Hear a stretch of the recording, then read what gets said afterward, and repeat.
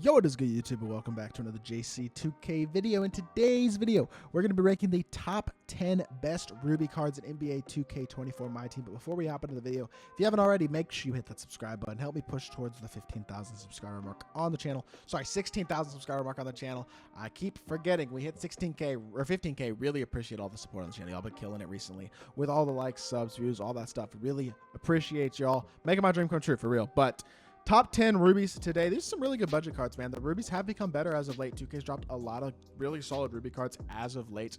So that's cool. Hopefully that will continue into season 3. Low overall cards that are good is good for the game, because cheap good cards is always a W for those casual players. Starting at number 10, we got Baron Davis. I like this B Diddy card still. I think he's just a teensy bit undersized. Number 1, he's only 6'3" at point guard. With some of the taller point guards that we have in the game, guys who are 6'6", 6'7", 6'8", even a Magic at 6'9".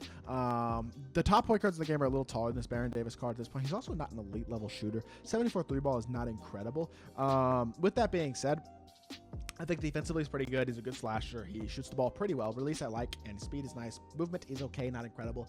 I like the card. I don't love him at this point. I really liked him when he first came out, which was a while ago, but at this point, I think top 10 among the rubies is probably pretty fair, putting him right around there. Number 9, speaking of these Dunktober rubies that were awesome budget cards. These were the best budget cards in the game when they first came out. Serge Ibaka is still a good one, but again, a little slow. 64 speed, only 6'10" at center. It's a little undersized. Power forward that's just too slow. I would say shooting wise, I actually like his release, but a 73 ball is a little lower than you'd like as well. Defensively, he's very solid. He's pretty athletic. He's got a good vertical. He's a very, very good dunker on the interior, obviously offensively as well. I like Serge Ibaka. I don't love the card anymore. I think there are a couple of better options, even among the Ruby bigs, but I mean, obviously, not even just the Ruby bigs. Honestly, for cheaper prices, they're not Rubies, but the Amethyst Tournament Battle bigs are probably better options than Serge Ibaka. At number 8, I'm going to go Cliff Robinson. This is one big I will say is definitely better than Serge Ibaka. In my opinion, is Cliff Robinson, and mainly it's because of the speed. Ibaka's release is better than Cliff's. Cliff is a better versatility defender, but I think overall Ibaka is a better interior defender, which is probably more valuable at the center position, which is where both these guys are probably better. Dunking wise, I like them both as cards. I just think Cliff being 15 speed faster is a pretty big difference, and it's something that really helps him out compete with some of the more versatile, faster bigs in the game. I think this Cliff Robinson card was a very good motor reward. I wish he'd been higher overall. I wish all the motor rewards had been, but I think he's a very, very solid card.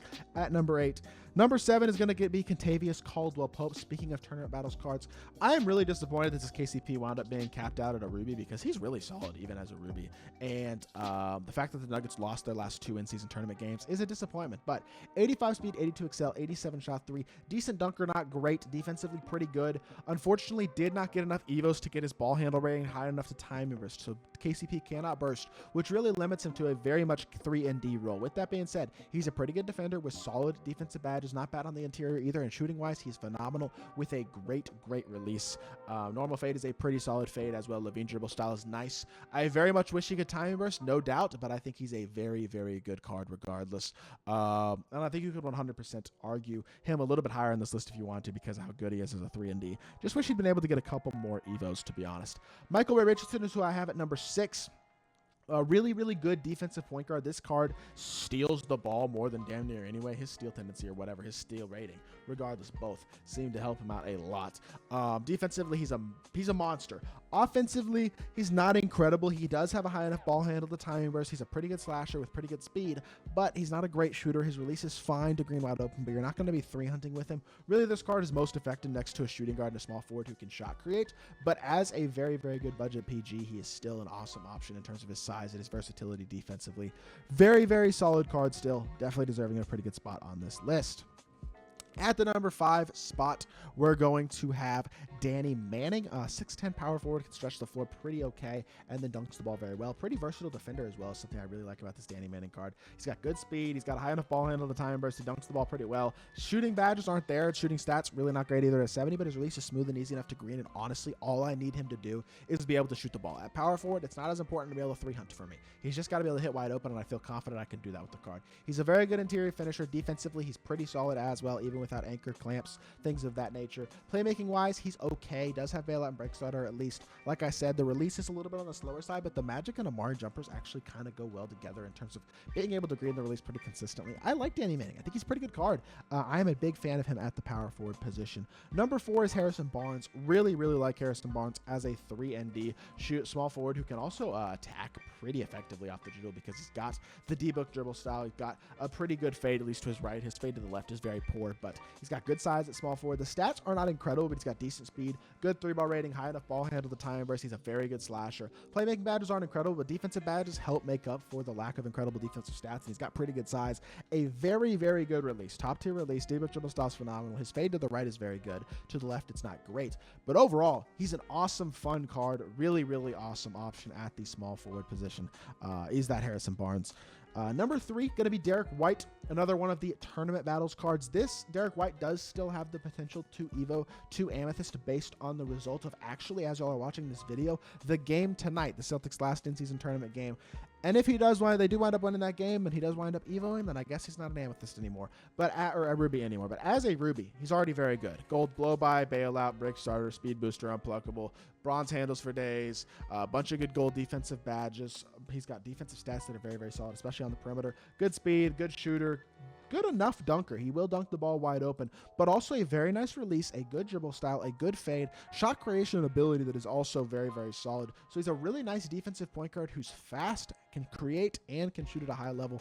Really good all-around card. He's like a budget D-Wade, and I think he's a great option at number 3. Number 2 is actually in the exact same book. It's Amon Thompson. He also could Evo to Amethyst based on the Rockets' result actually against my Mavs here coming up tonight as y'all are seeing this video.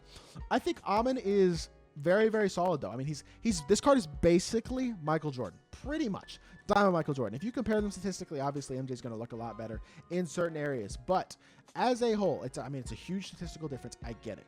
Amon is 6'7" at shooting guard. He's very fast, just like MJ, just as fast as MJ. And then dunking wise, he's very good. Similarly, he's not a great shooter, although this is unevolved. Amon, he's definitely closer when his stats are fully evolved. It doesn't actually show me now, but it's a lot closer comparison, as y'all can see. 92 lateral quickness, 90 driving dunk.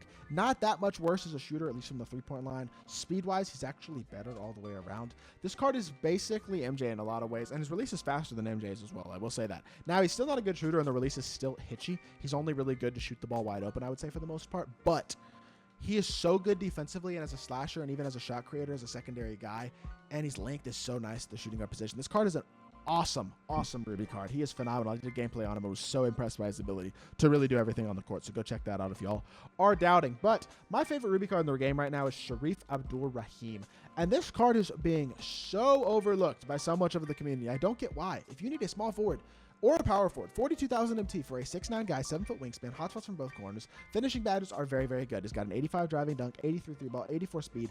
With a diamond shoe, he's got a high enough ball handle. The timing burst, defensive stats are pretty versatile as well. And then the defensive badges are there too. He's got silver anchor, brick wall, clamps, interceptor, off-ball pest, bronze challenger, gold chase down, pogo stick, post lockdown, rebound chaser, workhorse. He is so complete defensively as well. Such a versatile card. Nice release as well. Movement is not great, but he can at least timing burst, and the normal fade is a good fade as well. So much to like about the Sharif Abdur-Rahim. I think he's definitely the best budget or Ruby card in the game right now. Or he's definitely really good, and I think he's a card that's being very much overlooked by a lot of people. I don't totally understand why. But with that being said, that is going to do it for this video. Let me know what y'all think of my list in the comment section down below, and if you did enjoy, make sure you hit that like button, leave a comment, and subscribe. I'll be back with more 2K content very soon, and I appreciate y'all. Peace.